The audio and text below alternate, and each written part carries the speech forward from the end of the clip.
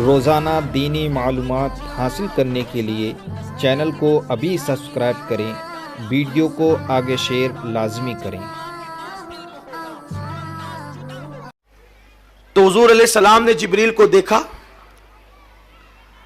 और घर पे तशरीफ लाए तो अम्मा जान खदीजतुल कुबरा से कहा कि खदीजा, मैंने अल्लाह का फरिश्ता देखा और मैं उसको अब भी देख रहा हूं।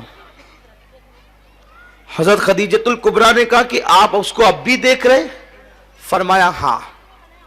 तो चूंकि हजरत खदीजतुल कुबरा एक पढ़े लिखे घराने की खातून थी, आपके चचा का बेटा हजरत वर्का बिन नौफल ये बहुत बड़े आलिम थे, तो आपको बहुत सा इल्म था, फरिश्तों के मुतालिक, अंबिया के मुतालिक आप जानती थी।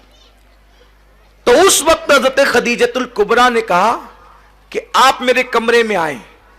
सरकार सल्लल्लाहु अलैहि वसल्लम ने उनके कमरे में कदम रखा तो अम्मा खदीजा ने पूछा, जो फरिश्ता तुमने गारे हिरा में देखा और बाहर के कमरे में देखा, क्या वो मेरे कमरे में दिख रहा है? आका ने फरमाया हाँ, वो मुझे अब भी नजर आ रहा है। हजरत खदीजतुल कुबरा ने अपने सर से दुपट्टा हटा दिया, अपने बालों को खुला कर दिया।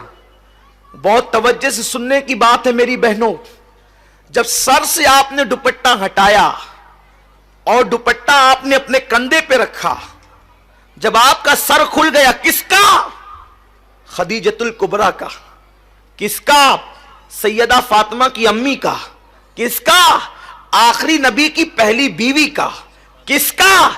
जिसको अर्श से खुदा सलाम करता है उस खदीजा का। दुपट्टा सर से कांधे पर आया तो अम्मा खदीजा ने पूछा, मेरे सरताज, क्या जो फरिश्ता तुम्हें थोड़ी देर पहले तक दिख रहा था वो अब भी दिख रहा है? सरकार ने फरमाया, खदीजा नहीं, अब वो फरिश्ता मुझे नजर नहीं आ रहा है, अब वो फरिश्ते को मैं नहीं देख रहा हूं।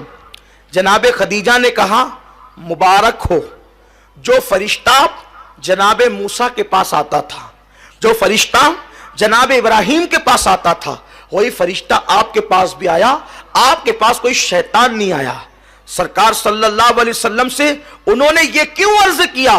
क्योंकि खदीजा का ये मानना था कि औरत के सर पे जब तक दुपट्टा रहता है वहीं तक रहमत का फरिश्ता मौजूद रहता है। जब औरत अपने सर से दुपट्टा हटा ले तो रहमत का फरिश्ता वहां से चला जाता है। अब आप मुझे बताएं, जब नबी के घर में, सैयदुल अंबिया के घर में औरत के सर से दुपट्टा हट जाए तो वहां से रहमत के फरिश्ते चले जाते हैं, तो हमारे घर में औरतें जो खुले सर फिरती है, खुले सर खाना पकाती है, खुले सर अल्लाह अकबर सारे काम अंजाम देती है, फिर रहमत के फरिश्ते हमारे घर में कैसे आएंगे? जब नबी के घर से सर से दुपट्टा हटने पर फरिश्ते चले जाते हैं तो हमारे घर में फरिश्ते कैसे आएंगे? और जब रहमत के फरिश्ते आएंगे नहीं तो अल्लाह की रहमत कैसे आएगी? फिर आप रो रही हैं, मेरा शौहर इतनी मेहनत करता है, कमाता है, बरकत नहीं होती। बरकत क्यों होगी? बेबरकती तो तेरी वजह से है। तूने सर का दुपट्टा गले में लटकाया तो उस वक्त तेरे घर में बरकत होगी कैसे? और सुन लो, आप तावीज के अंबार घर में लगा लो, कभी बरकत नहीं हो सकती, क्योंकि नहुसत तो तुम्हारे खुले सर की वजह से है। और ये मैं नहीं कह रहा हूं, बल्कि साहिब रूहुल बयान ने लिखा है।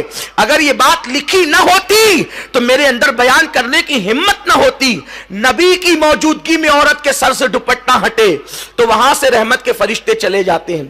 तुम्हें पता है, ऐ खातूने जन्नत की कनीजों, जिस वक्त इब्राहिम अलैहिस्सलाम को आग में डाला जा रहा था, इब्राहिम अलैहिस्सलाम को आग में डाला जा रहा था, तो आग में डालने का तरीका क्या था? उन्होंने मेंजनिक बनाई थी। मेंजनिक आप समझती हैं, जब पहले दौर में किलों पे हमले होते थे तो मेंजनिक के जरिए से पत्थर फेंके जाते थे। उन्होंने मेंजनिक बनाई थी। मेंजनिक वो थी कि आगे पाइप रहता था और एक रस्सा रहता था, रस्सा खींच करके छोड़ते थे तो वो जाके पाइप को लगता था, और पाइप के ऊपर जो पत्थर होता था वो जाकर के किलो को लगता था। तो सबसे पहले मेंजनिक बनी इब्राहिम अलैहिस्सलाम के लिए, क्योंकि उन्होंने इतनी बड़ी आग का अलावा तैयार किया कि वो आग के करीब कोई जा नहीं सकता था। तो इब्राहिम अलैहिस्सलाम को डाले कैसे? तो उन्होंने मंजनीक बनाई। तो मंजनीक बना करके वो कई दिनों से प्रैक्टिस कर रहे थे। इस तरह रस्सा खींचेंगे, छूटेगा तो इब्राहिम की पीठ को जाके लगेगा, फिर इब्राहिम जो है वो आग में चला जाएगा। लेकिन जिस वक्त इब्राहिम अलैहिस्सलाम का कुर्ता उतार कर उन लोगों ने मंजनीक पर इब्राहिम अलैहिस्सलाम को बिठाया और रस्सा खींचा, तो अब रस्सा उनसे खिंचाता नहीं था। क्यों नहीं खिंचाता था? इसलिए कि फरिश्ते रोकर कहते, अल्लाह तेरा इब्राहिम तेरा नाम लेवा, अब वो आग में डाल दिया जाएगा, हम उसकी मदद के लिए जाना चाहते हैं। तो फरिश्ते मदद के लिए आ गए। इधर से नमरूद वाले रस्सा खींचते, उधर से फरिश्ते रस्सा खींचते। तो फरिश्तों की ताकत के सामने नमरूदी नाकाम रहे, तो वो रस्सा खींच नहीं पा रहे थे। अब वो हैरान हो गए, कई दिनों से हम प्रैक्टिस कर रहे हैं, कई दिनों से मश्क कर रहे हैं रस्सा खींचने की। अभी थोड़ी देर पहले तक के रस्सा खींच रहा था आसानी से, अब नहीं खींचता। उस वक्त एक बुढ़ा सर पे कंबल डालकर आया और उस बुढ़े ने कहा कि रस्सा क्यों नहीं खींचता? उसने उन लोगों ने कहा, ऐ बुजुर्ग पता नहीं क्यों नहीं खींचता। तो उस वक्त उस बुढ़े ने कहा, एक काम करो, 10-12 औरतों को बुला करके लाओ। 10-12 औरतें बुलाकर लाई गई। उस वक्त उसने कहा, नमरूदी उस औरतों से उस बुढ़े ने कहा, अपने सर से दुपट्टा हटा लो और अपने गले में लटका लो। तो उन लोगों ने दुपट्टा जैसे ही हटाया वो रस्सा खींच गया। वो रस्सा क्यों खींचा? इसलिए कि जब औरत सर से दुपट्टा हटा देती है तो रहमत के फरिश्ते वहां से चले जाते हैं। तो अब इब्राहिम अलैहिस्सलाम की मदद के जो रहमत के फरिश्ते आए थे वो दुपट्टा सर से हटने की वजह से चले गए। हालांकि वहां अल्लाह का पैगंबर मौजूद है, पैगंबर की मौजूदगी के बावजूद अगर औरतें सर से दुपट्टा हटा दें तो रहमत के फरिश्ते वहां से चले जाते हैं। तो क्या तुम्हारे घर में कोई पैगंबर है? कोई तुम्हारे घर में कोई सहाबी है? तुम्हारे घर में कोई वली है? नादानो, तुम्हारी तकलीफों का इलाज सिर्फ तुम्हारे पर्दे में है। पर्दे में रहकर देखो, फिर मेरे अल्लाह की कुदरत देखना, उसके करम की बारिशें देखना। सुनो, अल्लाह अकबर। जिनके घरों में बरकतों का नुज़ूल हुआ, जिनके घर से कायनात को खैरात मिली, जिनके घर से विलायत तकसीम हुई, जिनके घर से इमामत तकसीम हुई, जिनके घर से नेमतें तकसीम हुई, वो घर सैयदा फातिमा का घर है। सैयदा फातिमा की जिंदगी देख लो। इमाम हसन मुश्तबा से किसी ने कहा, हसन तेरी मां बड़ी पाकीज़ा थी। इमाम हसन ने कहा, तूने सच कहा। जिस दिन मेरी मां का विसाल हुआ मैं 6-7 साल का बच्चा था, उसके बावजूद भी मैंने अपनी मां के सर के बालों को कभी नहीं देखा। जो माएं अपने नन्हे बच्चों से भी अपने सर के बालों को छुपाती थी, उन घरों से खैरात तकसीम होती थी। और जो माएं अजनबी मर्दों को भी सर दिखाती है, फिर उस घर से खैरात नहीं बटती, उस घर में खैरात मांगी जाती है। कमा कर भी परेशान हो, सरों पे दुपट्टे नहीं। औरतें घर में रहती है तो यूं समझती है कि अब कौन आने वाला, और सगा भाई तो है, देवर तो है, बेटा तो है। सोचो, क्या देवर से पर्दा फर्ज नहीं? क्या बहनों से पर्दा फर्ज नहीं? और माए कितनी मुकद्दस थी, जो बेटे से भी सर के बालों को छुपाती थी। कितना मशहूर सा वो वाकया है कि एक मर्तबा अहले दिल्ली ने बाबा फरीद से कहा, फरीद बारिश बंद हो गई बाबा साहब, लोगों ने बहुत दुआएं की, बारिश नहीं होती, आप दुआ कर दें। बाबा साहब ने कपड़े का टुकड़ा निकाला, हवा में लहराकर 4 जुमले भी नहीं कहे थे, बारान रहमत का नुज़ूल हुआ, दिल्ली जलथल हो गया। लोगों ने पूछा, बाबा साहब इस कपड़े के टुकड़े की करामत क्या है? फरमाया, ये मेरी अम्मी के दुपट्टे का टुकड़ा है। मैंने ये कहा, मेरे अल्लाह, जिस माँ के सर के बालों को कभी उसके बेटे ने भी नहीं देखा, उसी माँ के सदके बारान रहमत का नुज़ूल फरमा। तवज्जे करें, औरतों की हया का ये आलम था।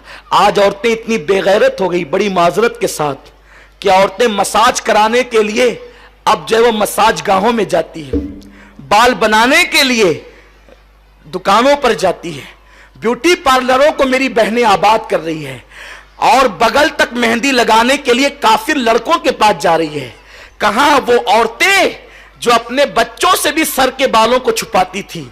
और कहा ये औरतें कि जो बगल तक खोलकर बैठे मर्दों के सामने, वो भी काफिर मर्दों के सामने मेहंदी लगाने के लिए। अरे नादान, भाई बालिग हो गया तो बहन ने अपनी उंगली भाई को अपने बदन से टच करने की इजाजत नहीं दी। औरतों की गैरत का ये, सगा भाई बालिग होने के बाद कौम की औरतों को हाथ नहीं लगा सकता था। अगर भाई को बहन को किसी वक्त जगाने की नौबत आई तो भाई लकड़ी ढूंढता है और लकड़ी ढूंढ करके बहन को जगाता है, बहन उठ, इसलिए कि हमारे घर में आग लग गई है तो तेरी जान बचाना चाहता हूं। सोचो, आग के हादसे के वक्त भी जवान भाई अपनी बहन के जिस्म को नहीं छूता। और मेरी बहनों, तुम्हें क्या हो गया कि तुम मेहंदी के नाम पर काफिर लड़कों के हाथ में हाथ दे रही हो, चूड़ियां पहनने के नाम पर काफिर लड़कों के हाथ में अपने हाथ को दे रही हो, बाल कटवाने के नाम पर। क्या तुम अल्लाह से कयामत तक की जिंदगी लिखा कर लाई हो? नादानो सुनो, जिंदगी का कोई भरोसा नहीं। एक दिन जिंदगी का यह चिराग गुल होगा और बहुत जल्दी गुल होगा। मौत की तलवार हर वक्त सर पे लटक रही है। और यह मत सोचना कि बुढ़ापे में मौत आएगी, अभी तो तुम्हारे हुस्न पर बुढ़ापे की झुर्रियां बाकी है। सूरज हर वक्त सर पर नहीं रहता, सूरज भी थोड़े देर के बाद गरूब होता है। मेरी बहन, जब सूरज का शबाब ढल जाता है तो तेरा शबाब कितने दिन तक रहेगा? गुल मुस्कुराकर मुरझा जाते हैं तो तेरा हुस्न कितने दिन तक मुस्कुराएगा? अपने हुस्न का गलत इस्तेमाल करके अल्लाह को नाराज करने वाली मेरी बहन, आज आ सुन्नी दावत इस्लामी के इस इज्तिमा में सच्ची तौबा कर ले। अल्लाह तुझे भी वक्त की राबिया बसरी बना देगा। आप सच्ची तौबा कर ले, अल्लाह तुझे भी नफीसा मिस्री बना देगा। आ सच्ची तौबा कर ले, अल्लाह तुझे भी अपने वक्त की उम्मुल जब्बार बना देगा। आ सच्ची तौबा कर ले, अल्लाह तुझे अपने वक्त की उम्मुल खैर बना देगा। आ सच्ची तौबा कर ले, अल्लाह तुझे अपने वक्त की उम्मुल वरा बना देगा। आ सच्ची तौबा कर ले, तू भी सैयदा ज़ैनब की कलेश बन जाएगी। सकीना तेरी जिंदगी पर नाज करेगी, सैयदा फातिमा को तुझ पर नाज होगा।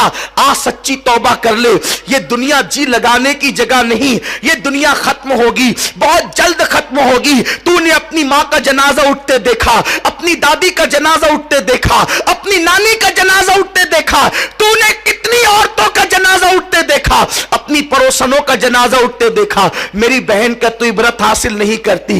एक दिन तेरा भी जनाजा उठेगा, एक दिन तेरा भी जनाजा उठेगा और तेरे साथ कोई ना जाएगा, ना तेरा शौहर, ना तेरे बच्चे, ना तेरी सहेली, न तेरा माल, न तेरा मनाल। आजा आजा मेरी बहन, अल्लाह की रहमत की तरफ आ, रब की रहमत की तरफ रुजू कर। बस जाते जाते इतना जरूर कहूंगा, अगर कोई सच्ची तौबा कर ले तो अल्लाह तबारक व ताला उसको बख्श देता है।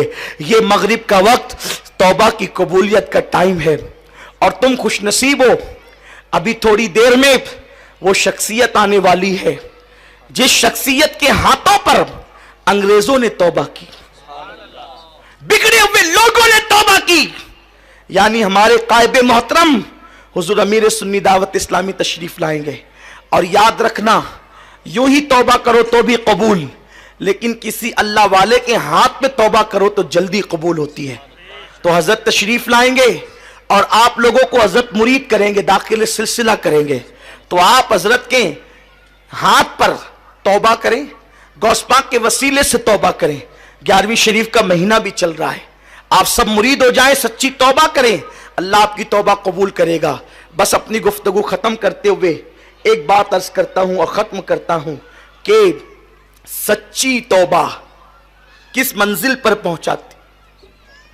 कभी कभी तौबा कराने वाला वही रह जाता है, तौबा करने वाले आगे बढ़ जाते। हां, हजरत जुन्नून मिस्री रहमतुल्लाह ताला अलैह फरमाते हैं कि मैं दरिया की सैर को गया तो मैंने देखा एक लड़की अपने फ्रेंड के साथ, जिसके साथ वो नाजायज मोहब्बत करती थी, उसके साथ आई। उनके पास सितार था, सितार समझते होंगे जिस पर लोग म्यूजिक बजाते हैं, सितार था, शराब की सुराही थी, और खाने पीने की चीजें। जुन्नून मिस्री बड़े खूबसूरत थे।